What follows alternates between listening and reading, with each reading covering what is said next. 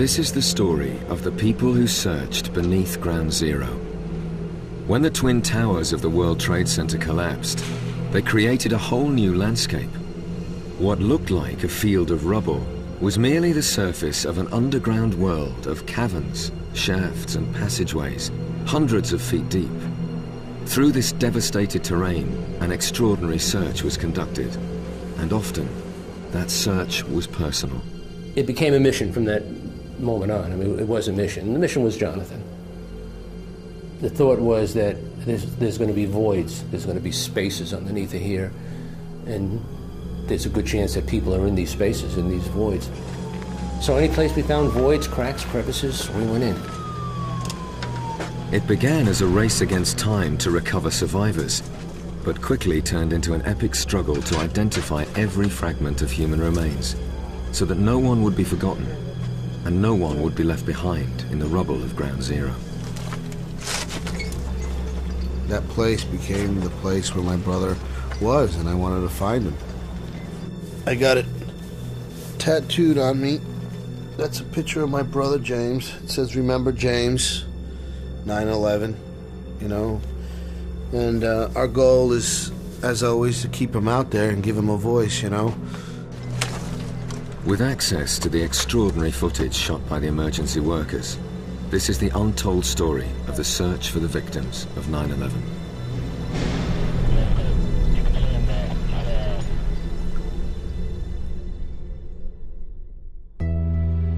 It's possible to forget just how enormous the Twin Towers were.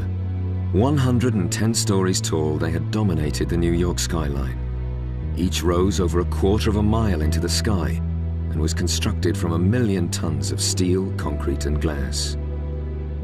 It was here that 50,000 people worked every day in some of the most important financial institutions in the world.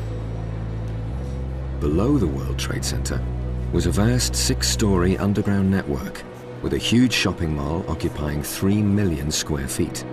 Beneath that, there were car parks and 2 subway stations.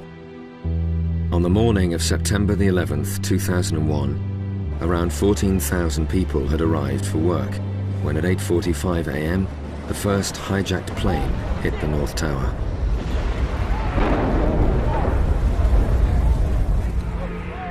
Just after 9 a.m., the South Tower was struck by a second plane. Very soon, both buildings became infernos. At 9:59 a.m., less than an hour after it was hit, the South Tower collapsed. In 10 seconds, the entire building disintegrated in an avalanche of pulverized steel and concrete.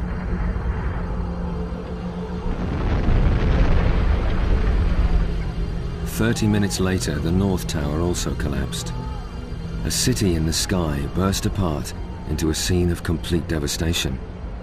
It fell to the ground with such destructive power, it created a whole new geography of broken steel structures and mountains of rubble, spread over a wasteland the size of 16 football pitches.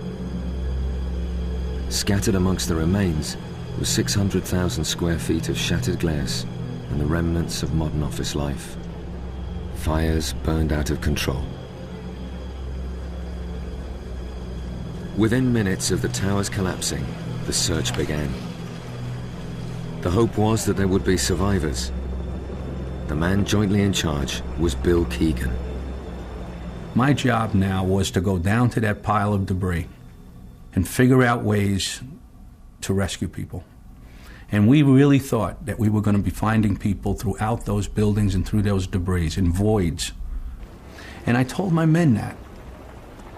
This will define so much of who you are. You need to do this with complete resolve and focus. Soon volunteers were also arriving at the scene, and with the emergency services stretched, those that could help were actually allowed to join in. One of them was retired firefighter Lee Ielpi, who was desperately searching for his son Jonathan. I met up with many dads that were looking for their sons. Many sons looking for dads. I saw people from Squad 288. That's Jonathan's house. I saw them. They saw me. They raised their hands, they were somewhat excited, and I figured, great, here they are. And the only thing wrong is they put their heads down. So I went up to them and they said, did you find any of the guys? I said, no, none. You? No, none. As well as retired firefighters, construction workers also descended on Ground Zero and offered to help. And so the searchers became an extraordinary mixture of professionals and volunteers, bonded by a common knowledge that somewhere beneath the surface lay their family and friends. One of the volunteers was builder John Cartier, who was looking for his brother James. You're walking past something and you're saying, whoa, hold on, like your mind is telling you, hold on a second, let's rewind a second. What was that, and was that what I think it was? What is that? What is that? That's part of a person. Is it? Yeah. And you look again, and then you realize it was, a piece of a human being. In the afternoon, the first survivors were rescued from the ruins of the Twin Towers. 14 people trapped in a reinforced stairway in the North Tower were brought to safety in what was dubbed the Miracle of Stairway B. One of the survivors buried alive when the North Tower collapsed on top of him, who lived to tell the tale, was firefighter Mickey Cross. When I first got out, I was really amazed. I looked around and I saw there was nothing there anymore. There was that one huge piece of steel that was standing up about 70 feet or so above my head, and it was canted over a little bit. So it made me a little nervous. I said, oh, we got out now, this thing's gonna fall on us and kill us. I was thinking that. And there was still a lot of fires burning, so it wasn't that easy to get off the pile. Mickey's way of dealing with his trauma was to go straight back to Ground Zero and start digging for survivors. Most of all, he wanted to find his best friend, firefighter George Kane. I don't know if you ever saw the pictures of him with that big smile. Well, he was really like that. The only thing I think he ever took serious was firefighting. As a firefighter, we're all very serious. When the bell goes off and we go out with different people, that's when we get serious. But in the firehouse, it's kind of like the Boy Scouts. We just all have a lot of fun. Georgie was always like that. Mickey's dream was to find George and bring him home alive and well to his mother Rosemary, who was also a close friend. In the first couple of days, there was such a hope, thinking that they had bunker gear on, they were well protected, and people were saying there were voids in the stairwells, and so there was a tremendous amount of hope. By the end of the day on 9/11, many thousands had been reported missing. One of them was James Cartier. Having searched for him all day, his brother John had to go home and break the bad news to his distraught parents. My mother immediately started asking for my brother, and I told my father that I couldn't do it. I couldn't get to him.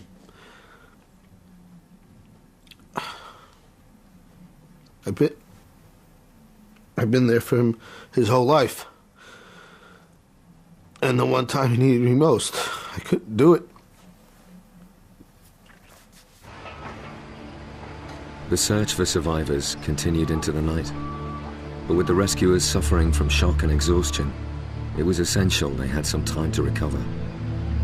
It's best for you, it's best for the operation. If you go home, get your rest and come back in tomorrow morning at 0900. Thank you. However, the prospect of going home without his firefighter son Jonathan was almost too much to bear for Lee ILP. He was aware that the whole family would be waiting for him, desperate for good news. I knew by then the house was going to be full of everybody, and they're waiting for me to come home. And I didn't want to go home. Didn't want to, yeah. I could have stayed, but that wouldn't have been right. And plus I had to think about how I was going to work as the days progressed. So I figured, well, I have to go home. I want to get rest, and then be back in bright and early the next day, and then do the same thing. So getting home, I was right. The block was packed with cars. and everybody looked.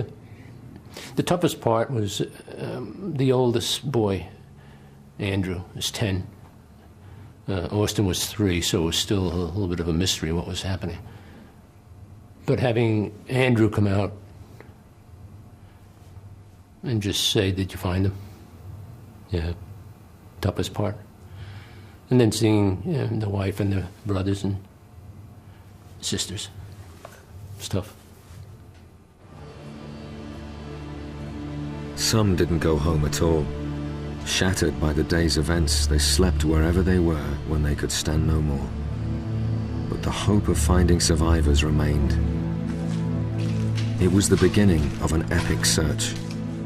In the days ahead, the rescuers would risk their lives entering the voids deep beneath Ground Zero.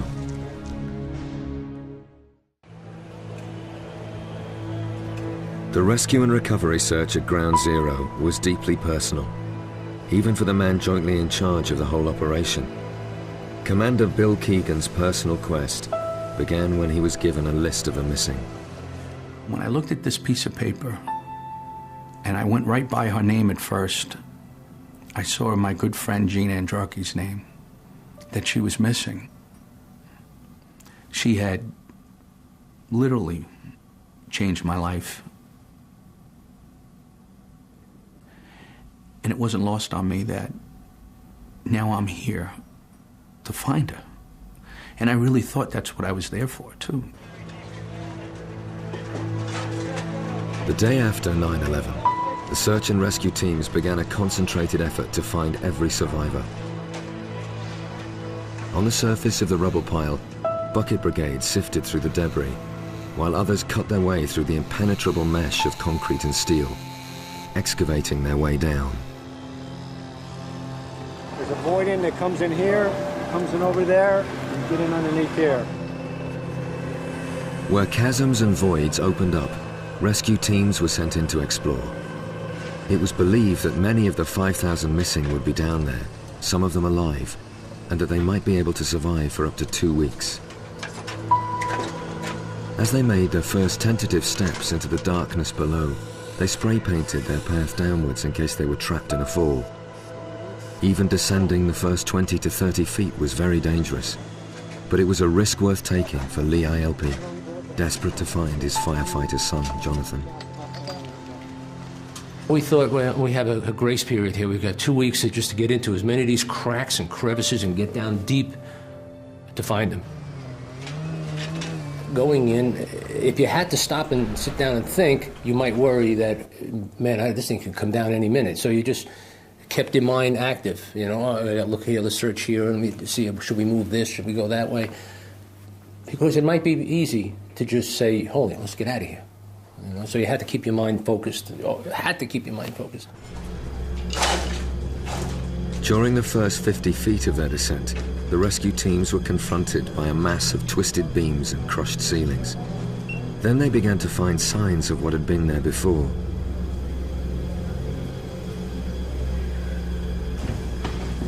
Further down, they discovered staircases that were almost intact, which aided their descent into the underworld. Another van!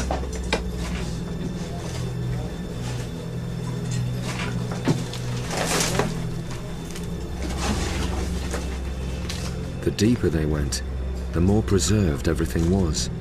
100 feet down, they found an eerie world of underground shopping malls and car parks that in places were virtually untouched.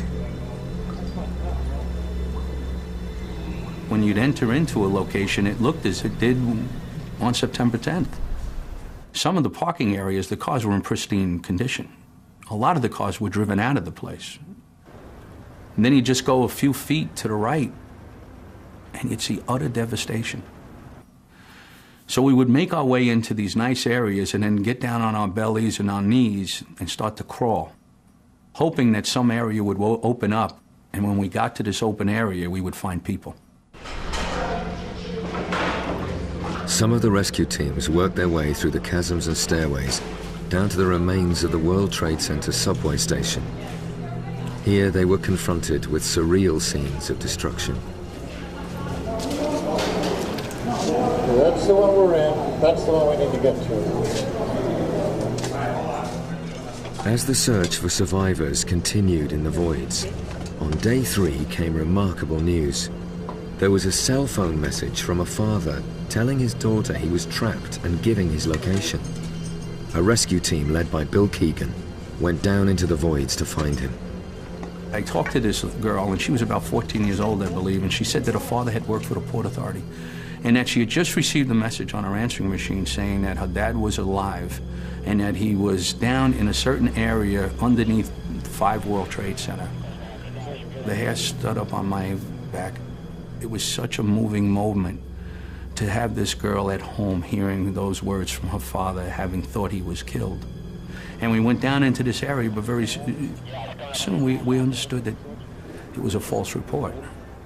Not from her, but what we later found out was that the cell phone satellites had become so saturated that they couldn't deliver the messages. But as the demand lowered, the satellites were sending those messages that had been stored on September 11th. So this message actually came from him before the buildings had come down.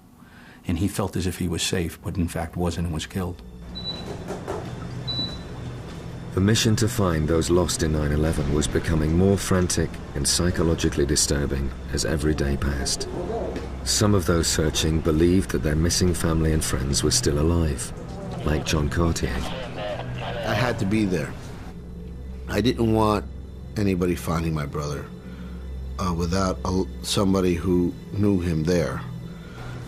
In the beginning, when I worked there, I thought about silly things like, well, he's probably not showered for quite a few days.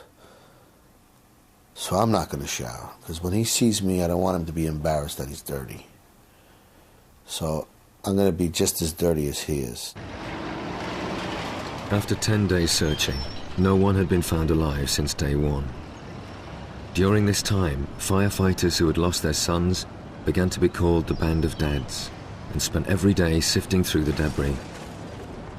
One of them was Lee ILP, whose last hopes that his firefighter son Jonathan might still be alive were finally ebbing away. And I got up hoping and hoping. You know what I hoped? I hoped that Jonathan got off his rig that day, flagged the cab down, and said, "I'm afraid," and left. And he was far away, embarrassed to call. And if he would have called, I would have screamed and jumped and hugged him. But I know Jonathan. But no, it didn't take more than that first week for me to realize that this wasn't going to be good. 2 weeks into the search, it became clear that there could be no more survivors. This might have been expected to bring an end to the search. In fact, the opposite happened. There was a new intensity as searchers became ever more determined to find the remains of everyone who died and not leave them behind in the rubble. With hopes of survivors now gone, the search became focused on identifying bodies. The man in charge of identifying the dead of 9/11 also had a very personal stake in all this. He was Sheer Rabowski, and his best friend Jeff was one of the missing. Knowing that Jeff had been killed certainly made it easier for me to work the kind of crazy hours we were working, because I felt like I had a stake in this as well. It put a face for me to all the other victims, because it was easier for me to understand a family member or a friend sitting in front of me and talking about, this habit of their friend or that attribute of their friend. For me, it always came back to Jeff, and it made it easier for me to sympathize. It made it easier for me to cry with the family members. 3 weeks after 9/11, only 220 bodies had been identified, with no trace of the thousands still reported missing. The immense destructive force unleashed by the collapse of the Twin Towers had literally blown apart most of the people left inside. Some had simply been vaporized in the explosions. The human remains recovered on Ground Zero would be unrecognizable to their nearest and dearest. It was Shear's job to explain this harsh truth to bereaved families. One of the imageries that I used to describe to families what was happening was, I said, you know, imagine, if you will, a giant blender with concrete and glass and steel and people in it, and then you turn the blender on and you leave it on for a while and you pour it out and you say, okay, go find the people. I mean, it's a horrible image, and we didn't say it to families coldly, but in an effort to try to get them to understand just how terrible these forces were that were acting on the bodies of their loved ones, we used things like that. Shear knew that the main hope of identifying the dead was through their DNA. The families of the missing were asked to donate personal items like a toothbrush or hairbrush, which might contain their genetic code. This would then be compared with DNA extracted from the body parts in the labs. Shear's best friend Jeff was married to Heidi. She realized there was little hope the remains of her husband Jeff would ever be found. Nevertheless, she still gave Shear the DNA sample he requested. Shear was not optimistic that we would recover anything, given that he was in the impact site, and so I was not all that optimistic that we would recover anything. But I had 2 hairbrushes, so I could let him have one. The toothbrush I wasn't gonna save. I mean, it was hard. Part of it was that, like, I don't want to give this to you because it's Jeff's, and it's all, you know, I don't have much left of him. So that's, if I had to, I had 2 hairbrushes, so I could spare one. Spontaneous memorials and tributes brought solace to those left with no remains of their friends and relatives. The dream of Night Commander Bill Keegan was now to bring back the body of his close colleague Gene. He refused to give up hope, despite the devastation he saw around him every night. When I walked the site, I had 3 radios. And one was to the NYPD, one was to the FDNY, and one was back to my headquarters. And whenever a call would go up, requesting a chief, requesting a chaplain, I knew that there had been a recovery. And I would always make my way over there. Because I was hoping that it would be Gene. That on that night, that moment, I was going to be able to say, I'll take this.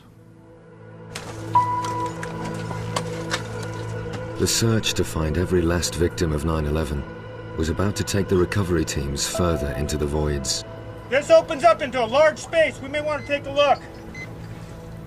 As the ground above them became more unstable, their quest became even more dangerous.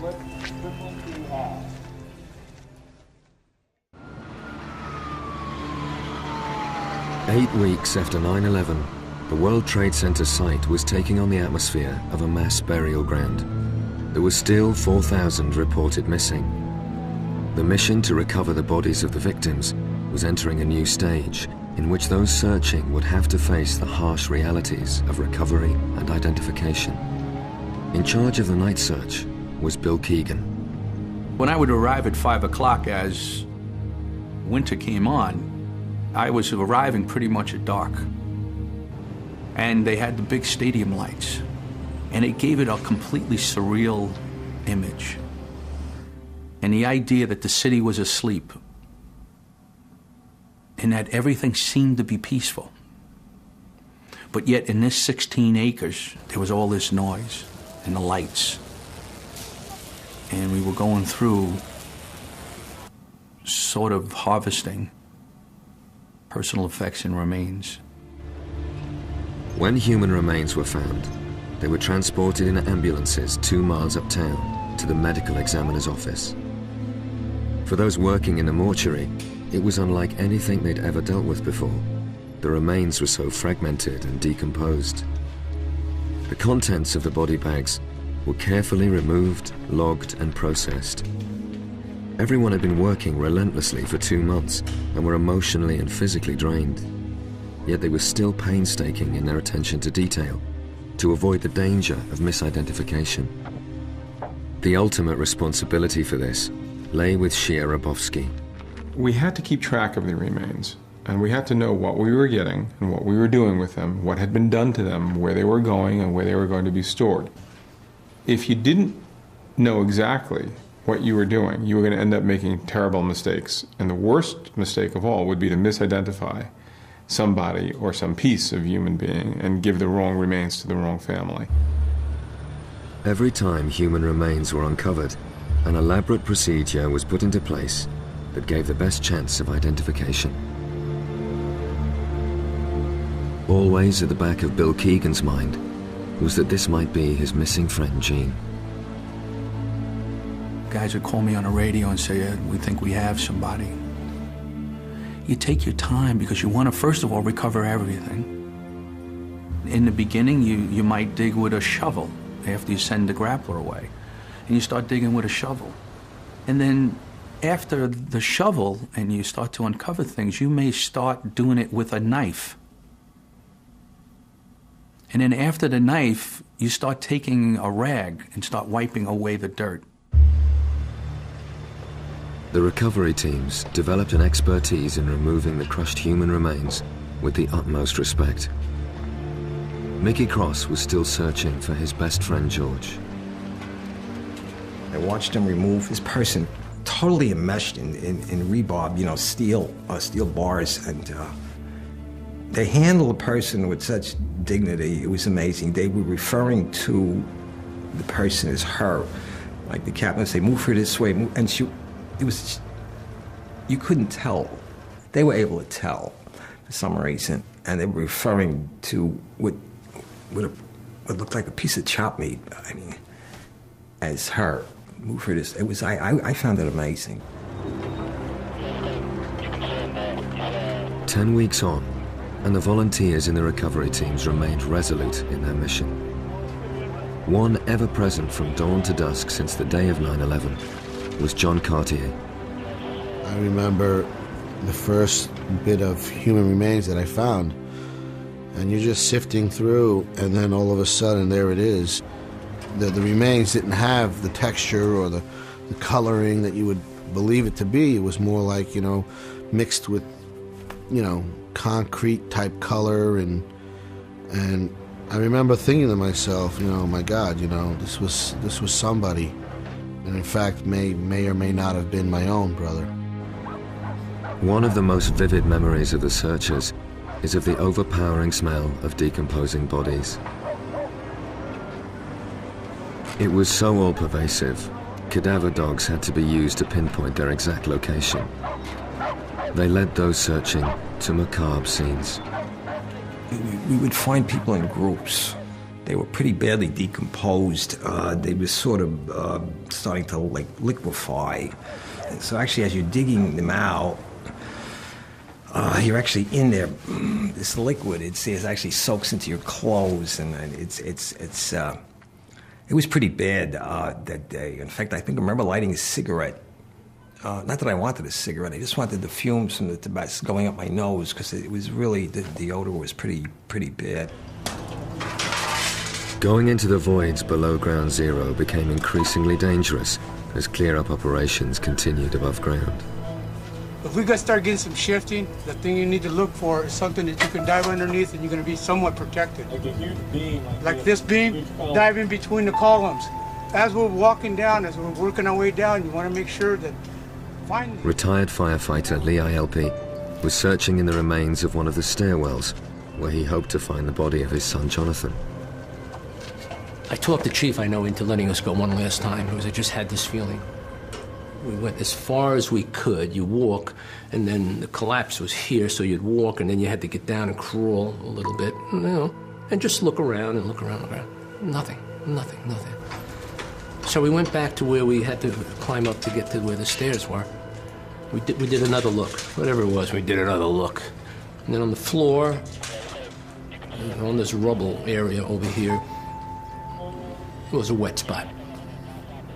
We both looked at each other and said, and then you look up, and there was an arm that was hanging down. So, great, you got somebody. It makes no difference if the person's not alive. We've got somebody's mom there, somebody's sister there. Now we've got to get to that person. Couldn't get to her. Couldn't get to her. I probably this close. Couldn't get to her. And there was no way to bring stuff down there. There's no way. And it wasn't the safest place in the world. It was a very bad place. 3 months on from 9/11, and Ground Zero was like a sacred site. Still only 265 of the estimated 3,500 missing had been identified. Memorial services like this gave comfort to families who still had no body to bury. One of those was Lee ILP, who still hoped that his son Jonathan would be recovered. Then, on the night of December the 11th, exactly 3 months after he began searching, he received an urgent call to go to Ground Zero. 11:30 at night, phone rang. A deputy chief by the name of Paul Farrell. He said, "Lee, it's Paul." He didn't have to say anything else. I mean, you're not going to call me at 11:30 at night, you know. I said, "Hi, Paul." He said, "Lee, we have John." I said, "Okay. Be right in." When Lee arrived at Ground Zero, his fellow firefighters and rescue workers were waiting for him. They lined up to form a guard of honor. The guys didn't want to look at me. But I knew, somebody would look, I'd give them a wave. I don't want them to feel bad because this is good. I'd give them a wave and then they'd wave back and do a thumbs up and all this. On the side was a Stokes basket. It's a litter, right? With a flag over it. So I knew that was Jonathan, most likely. Paul, the chief in charge, came up to me and put his 2 hands on my shoulders and said, "Lee, he's all there," which was very important. I said, "Thanks, Paul." I went over to Jonathan. I wasn't about to unzip the bag. I mean, it was 3 months, right? But I did feel him from his toes to his head, just for my own satisfaction. We picked up Jonathan and we carried him up this dirt road, which was now lined with guys on both sides. Put him in an ambulance and went with him to the morgue. Jonathan was identified through his dental records. The recovery of his body meant Lee and his family could at last prepare for his funeral.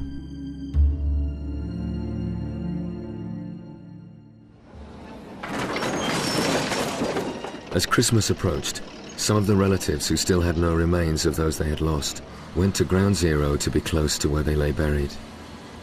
One of the volunteers in the Salvation Army tent on the site was Rosemary Kane, still desperately hoping for news of her missing son George.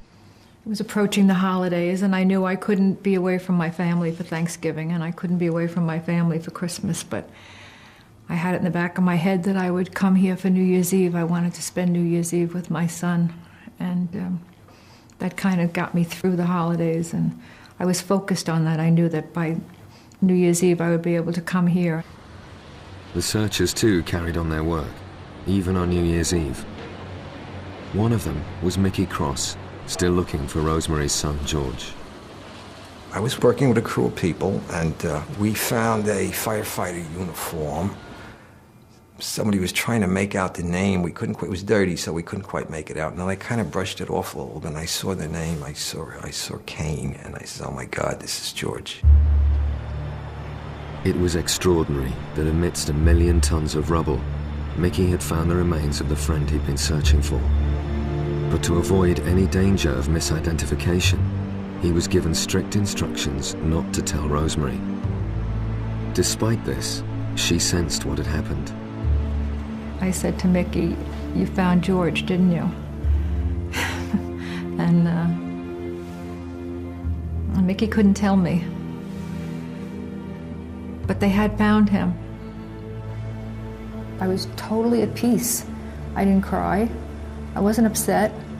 I just felt like looking up at the stars, and it was a bright, clear night, and there were a million stars in the sky, and I just remember standing out there, and it was bitter cold, and just saying, "Thank you, God." George's remains were positively identified, and Rosemary was relieved that she could now honor her son's memory with a funeral that would bring together all their family and friends.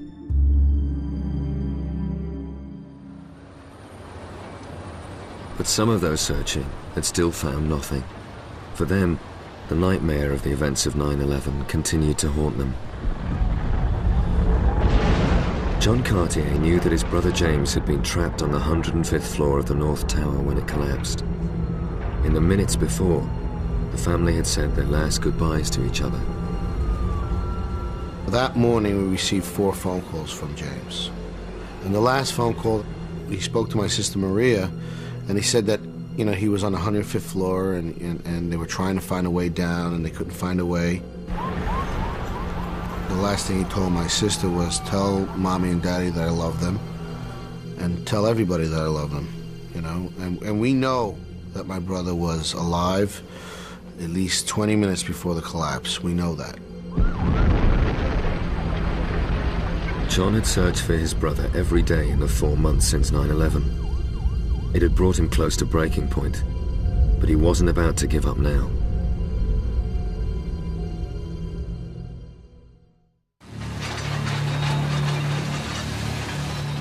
It was January 2002. 4 months into the search and recovery operation, there was still no remains found of many of the victims of 9/11. The pain of those left behind remained as strong as ever. Heidi kept going by keeping a journal in which she wrote letters to her husband Jeff. With everything going on, I didn't have him to talk to, and I needed to talk to him. So after about a week after 9/11, I started keeping a journal that was just letters to him, telling him what was happening and how I was feeling. I never wanted to live without him. Never thought I would have to. What surprised me the most about me was that I never wanted to join him.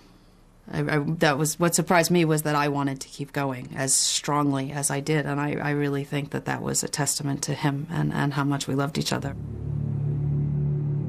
The search for human remains was now widening to include the rooftops of buildings around the World Trade Center. It was here that 2 lower leg bone fragments were found, which had the same DNA as the sample Heidi had provided from Jeff's hairbrush. One of them was actually found on top of Building 5, on the roof of Building 5. And given that they were lower leg bones, they sort of envisioned that he may have been sitting at a desk. And so the desk sort of shielded his legs from the blast. Jeff had worked on the 94th floor of the North Tower in the center of the impact zone of the first plane to hit. Heidi was relieved that something of her husband had at last been recovered, but she still had one more question for their mutual friend, Shea, the man in charge of identifying the dead. The most common questions that we got from all the families was, did my loved one suffer? Did my husband suffer? Did he burn to death? Did it happen quickly? And, almost without exception, one of the easiest things for me to answer, because the vast majority of the remains came to us without any evidence of what we call a vital reaction. And that means the person died so quickly the body didn't even have time to react to the injuries. Shea was able to assure Heidi that tests done on her husband Jeff's remains proved that he had died instantaneously. I mean, I remember actually after that conversation being in a very good mood, because I felt like after 5 months that was the best possible news that we could hope for, that he never felt anything and never knew what happened. And the months that I spent sort of agonizing about what if he was one of those people who was trying to decide whether they should burn or they should jump out a window.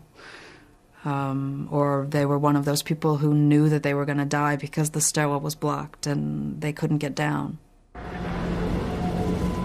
Many of those still searching for the remains of family and friends continued to be haunted by the violent death they had suffered.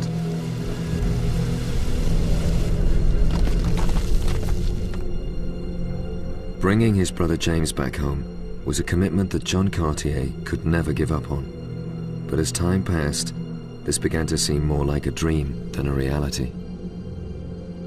I had a dream that when I run in the front door, there's my brother James with his arm like this, watching TV with my neighbor Joe. And then it hit me. I was like, oh, Jimmy, where have you been? Everybody's looking for you, you know? So he stands up and I'm hugging him like, I am like, you couldn't even separate us, you know? I didn't want to ask him what happened.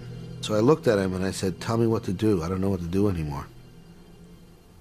Tell me what you want me to do. And he just turned around and he says, I want you to put me in a nice place. By March 2002, immense progress had been made in the clearing up operations at Ground Zero. As the steady rise in the recovery of remains continued, so too did the success in matching DNA samples in the laboratories. With more sophisticated data analysis in place, there was a surge in identifications. And John Cartier's dream of bringing his brother back home finally came true when James's remains were positively identified in April 2002. His epic search on Ground Zero was brought to an end by a sequence of matching letters on a computer screen. When we got that first phone call that let us know that James had in fact been identified, it was like hitting lotto. You know, it was better than hitting lotto because that's what we were fighting for. That's what we were looking for. That's what we set out to do, to find him and bring him home. James was identified by matching the DNA from 2 bone fragments retrieved from Ground Zero with a DNA sample provided by his family. When the recovery effort at Ground Zero came to a close, the man jointly in charge felt an enormous sense of achievement at how many bodies had been found and identified. But Bill Keegan still had one huge regret. He never did find the remains of his close colleague, Gene. It's a little tougher for me in some ways, I think, is because I was there. You know, and did I miss something? Again, I know that there's nothing more I could have done. I left it all there. But it's just human nature to think that. In the end, over 1,500 of the 2,749 thought to have died were identified. It was an extraordinary achievement which helped bring to an end the agony of many families who needed to know what had happened to their loved ones on 9/11. We were very concerned that most of the victims were going to be unidentifiable. And, you know, we chipped away at it. And we were astonished on a daily basis at the amount of identifications we were making. And looking back now at what was accomplished, it's absolutely unbelievable that 60% of the victims were identified, that almost half of the 20,000 remains were identified, is a testament to the unbelievable dedication of the people who worked around the clock to do it, and of modern science.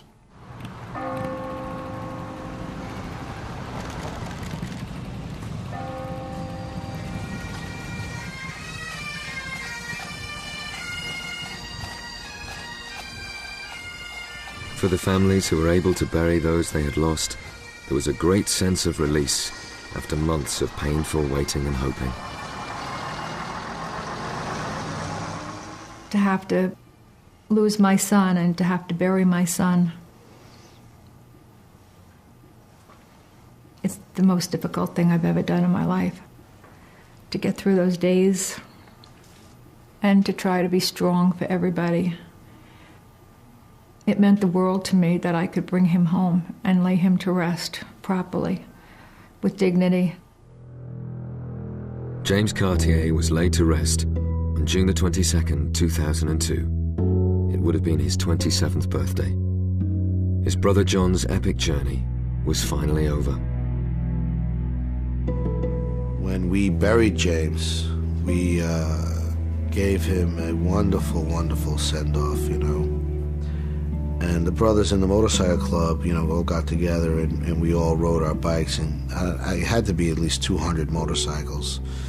And I just remember seeing this procession of huge, you know, it's a huge procession of motorcycles for my brother, and I remember thinking to myself, you know, in the midst of you know, all this heartache, saying, man, James would really like this. You know, he'd really, look at all these bikes here for him, you know. When Heidi Markinson buried her husband Jeff, Shia Rabowski stood with her by the gravesite. The day that we buried Jeff, Heidi cried and I cried, and I felt like we were burying Jeff, and I knew better than anybody else what was in that coffin, but it worked. The grieving process, the burial, the mechanisms that we develop as a society, they work, and it's one of the reasons why what we were doing was so important, to give the families back some semblance of normality, anything that they could cling to so that they could move along in their grieving process. It was the personal involvement of many of the searchers that made the recovery at Ground Zero such a success. The unswerving commitment of people like retired firefighter Lee ILP was finally rewarded. Lee was able to give a full ceremonial funeral to his son, Jonathan. I realized that, you know, I have to get up and say something here. And I spoke, and I don't remember what I said because, like I say, I didn't write any of it down any place. Somebody may have recorded it. But for whatever reason, I said at the end, I know my son Jonathan is now in better hands, but I'd rather have him in mine.